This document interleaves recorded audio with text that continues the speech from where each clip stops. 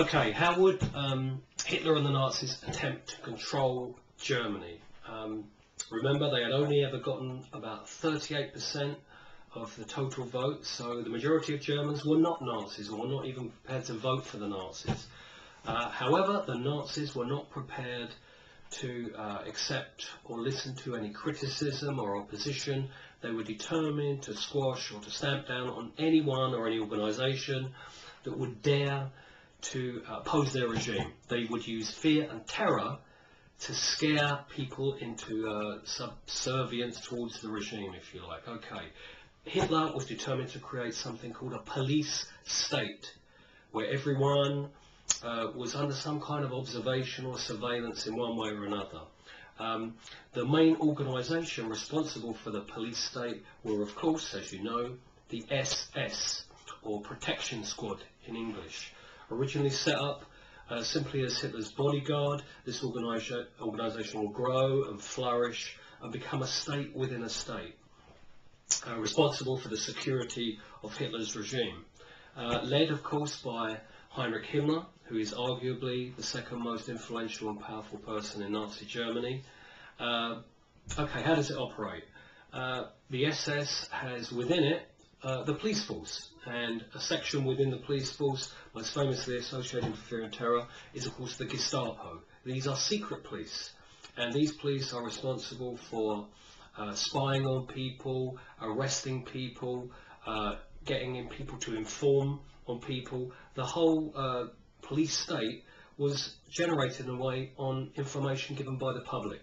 The Gestapo did not have an agent in every house, in every street, on every district in Germany. It relied on the public to inform on each other. In the workplace, even in the classroom, you would maybe have someone who would inform on somebody else and instigate some kind of investigation into them. Okay, how did they operate?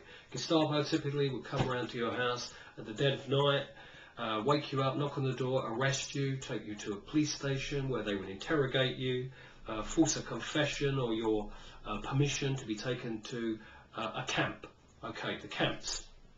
Within months of becoming the government in Germany, the Nazis have filled up all the available prisons, so they need places where they can place their enemies of the state, the people who are considered by them to be their natural opponents. So they start building camps all over Germany. The first, of course, is outside Munich, a place called Dachau. And who are sent to these places? Okay, we tend to associate these camps with Jews. That's true, Jews are sent to these places, but they are not specifically built for Jews. They are built for enemies of the state. Who qualifies as an enemy of the state? You could be a trade unionist. You could be a member of the Social Democratic Party. You could be a homosexual. You could be a gypsy. You could be a Jehovah's Witness. Anybody who would dare to oppose the regime. And they are identified within the camp by different badges of different colours to label them as various opponents of the regime. Whilst you're in the camp, you're brutalised, you're beaten up, you're made to work very, very hard. This is not a place where people are murdered. Some people die because of the brutality and because of the treatment, but these are places of correction, of re-education. You would spend typically 6 months in one of these places, come out and then tell your family, your friends, how horrible these places were. What's the purpose? To make people think twice about criticising the regime.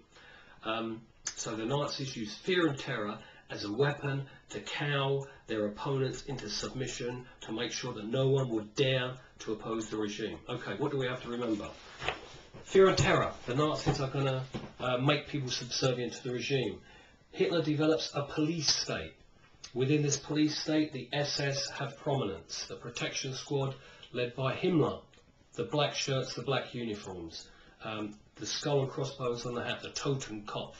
They become the camp guards, and they also have the Gestapo working for them, who rely overwhelmingly on informants to tell them about people who would dare to criticise the regime. If we think about Hitler using a carrot and stick to control the German population, this is the stick. Fear and terror, the SS.